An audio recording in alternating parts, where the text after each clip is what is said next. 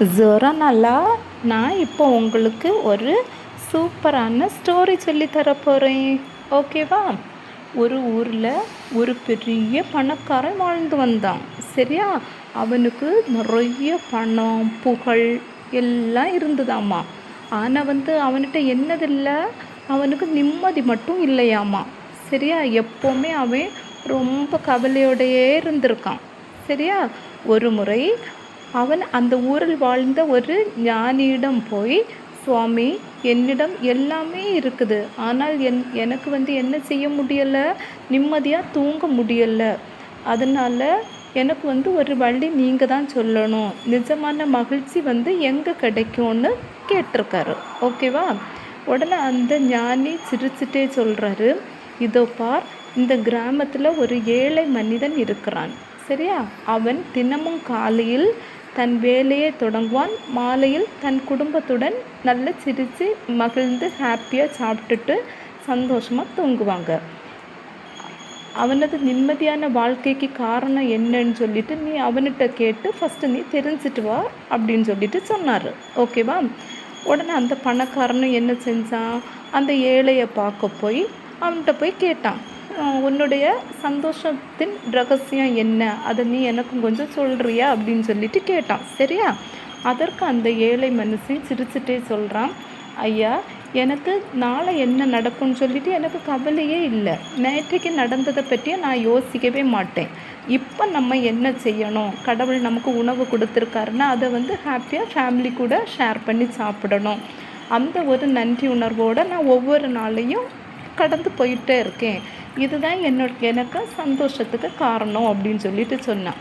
அப்போது இந்த கதையிலேருந்து நமக்கு என்ன புரியுது, நம்ம லைஃப்பில் முன்னாடி நடந்த விஷயத்தை பற்றியும் இனி என்ன நடக்க போகுதுன்னு நினச்சி பட்டுட்டு இருந்தால் நம்மளால் என்ன செய்ய முடியாது, நிம்மதியாக வாழவே முடியாது. அதனால் என்ன செய்யணும், நம்ம எப்போவுமே இருக்கிறத வச்சுட்டு சந்தோஷமாக வாழ்கிறதுக்கு நம்ம யோசிக்கணும். ஓகேவா? அப்போ தான் நம்மளால் என்ன செய்ய முடியும், நிம்மதியாக வாழ முடியும். இந்த கதை பிடிச்சிருக்க ஜோரானாலாக்கு, இதை கேட்டுட்டு இருக்க சில்ட்ரன்ஸுக்கும் இந்த கதை பிடிச்சிருந்தேன்னா என்ன பண்ணுங்க, ஒரு லைக் பண்ணுங்க, சப்ஸ்கிரைப் பண்ணுங்க. ஓகேவா? சரி ஜோரா, என்ன பண்ணிகிட்ருக்கீங்க ஜோரா? சரி, நம்ம இனி வேறு கதை பார்க்கலாமா? வேறு என்ன கதை வேணும் உங்களுக்கு? என்ன கதை பார்க்கலாம் நமக்கு? நட்சத்திர மீனும் சிட்டுவின் கனவும். சரியா? சின்ன கதை தான், நம்ம பார்ப்போமா? ஒரு சிட்டுக்குருவி அழகாக இருக்கும் பார்க்கறதுக்கு. அது என்ன பண்ணுச்சு தெரியுமா, ஒரு நாளைக்கு 4 பேபி கேளு. சிட்டுக்குருவி ஒரு நாளைக்கு கடற்கரை ஓரமாட்டு பறந்து போயிட்டு இருந்தது. சரி, அதுக்கு சிறகெல்லாம் நல்லா விரித்து நல்லா ஜாலியாக பறந்து போயிட்டு இருந்தது. அப்போ அந்த கடலுக்கு கரையில் ஒரு என்னது பார்த்தது, நட்சத்திர மீன். அது ஒதுங்கி அதில் துடிச்சிட்டு இருந்ததை பார்த்தது. சரியா?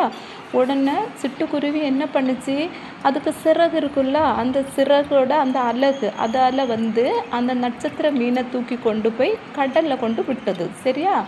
அப்போது அங்கிருந்த ஒரு பெரிய நண்டு சிரிச்சுட்டே சொல்லிச்சு, இந்த கடற்கரையில் நிறைய மீன்கள் இப்படி தான் ஒதுங்கி கிடக்கின்றன, நீ ஒன்றை மட்டும் காப்பாற்றுவதால் என்ன மாறிவிட போகுது அப்படின்னு சொல்லிட்டு கேட்டது. சிட்டுக்குருவி உடனே அமைதியாக என்ன சொல்லுச்சு, அந்த மீனை தூக்கி கடலில் வீசியது. பிறகு என்ன சொல்லுச்சு, எல்லாவற்றையும் என்னால் மாற்ற முடியாது தான், ஆனால் இந்த ஒன்றையாவது காப்பாற்றின சந்தோஷம் எனக்கு கிடைச்சது அப்படின்னு சொல்லிட்டு சொல்லுச்சு. சரியா? இதிலேருந்து நமக்கு என்ன புரியுது, எல்லாருக்கும் நம்மளால் ஹெல்ப் பண்ண முடியலைன்னாலும் நம்மளால் முடிஞ்ச அளவுக்கு என்ன செய்யலாம், கொஞ்சம் கொஞ்சம் எல்லாருக்கும் என்ன பண்ணலாம், ஹெல்ப் பண்ணி பார்க்கலாம். ஓகேவா?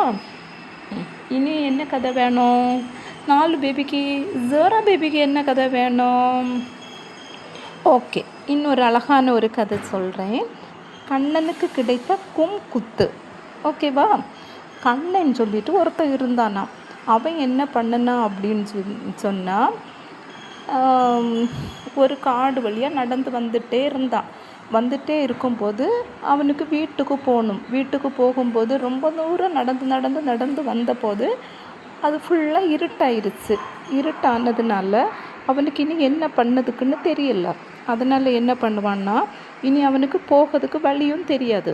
அதனால் ஒரு பெரிய மரம் இருந்தது. அந்த மரத்தில் ஏறி அந்த கிளையில் படுத்து தூங்கிட்டான். திடீரென நடு ராத்திரி நல்லா உறங்கி இருந்தப்போ டக்கு டக்குன்னு சவுண்டு கேட்டுச்சு.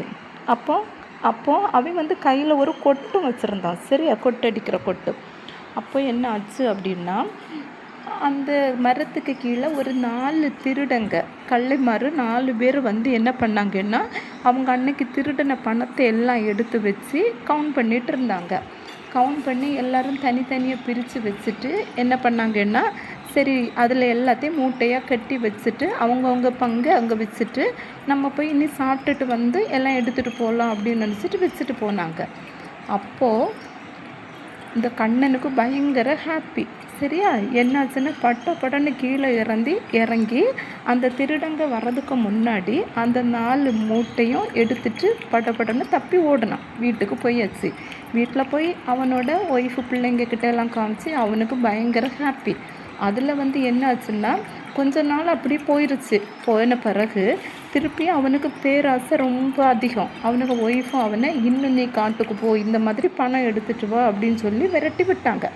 அப்போ இந்த கண்ணன் என்ன பண்ணுனா, ஓடி போனான். காட்டில் போய் அதே சேம் மரத்துக்கு மேலே ஏறி உட்காந்துருந்தான். கையில் அதே மாதிரி கொட்டும் வச்சுருந்தான்.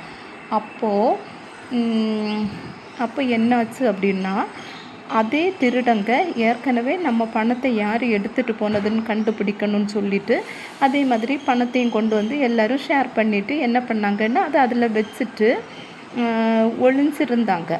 அப்போது அந்த கண்ணன் மேலே இருந்துட்டு என்ன பண்ணான்னா, அந்த கொட்டை எடுத்து அடித்து பார்த்தான். அப்படின்னா திருடங்க அங்கே எங்கேயாவது இருந்தாங்கன்னா வருவாங்க அப்படின்னு பார்த்தான். ஆனால் அதுக்கும் அந்த திருடங்க அசையவே இல்லை. கொட்டை அடித்த பிறகும் மைண்ட் பண்ணாமல் அதிலையே வெயிட் பண்ணி காத்திருந்தாங்க. சரியா, அப்போது இந்த கண்ணன் நினச்சான், கொட்டடித்த பிறகும் அந்த திருடங்க வரல. அப்போ அவங்க ரொம்ப தூரம் போயிட்டாங்க. அப்போ நான் இங்கே ஆள் இருக்கிறது அவங்களுக்கு தெரியாது. அப்போ இதுதான் சமயம், நம்ம அந்த பணத்தை எல்லாம் எடுத்துகிட்டு ஓடிடலான்னு சொல்லிட்டு மெதுவாக கீழே இறங்கி அந்த மூட்டையை எடுக்கிறதுக்கு பார்க்கும்போது 4 திருடங்களும் கண்ணனை பிடிச்சி கும்னு குத்தி தள்ளிட்டாங்க.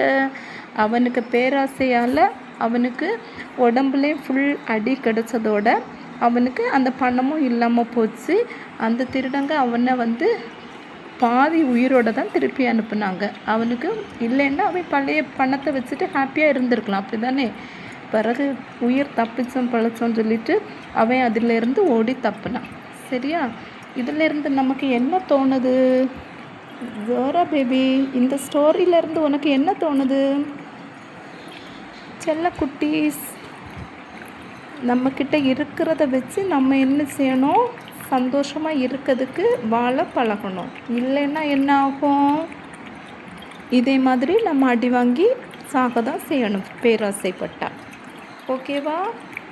தேங்க்யூ ஃபார் வாட்சிங். லைக் பண்ணுங்கள், சப்ஸ்கிரைப் பண்ணுங்கள். ஜோரா நாலா பேபிக்கு ஒரு ஹாய் சொல்லுங்கள். தேங்க்யூ.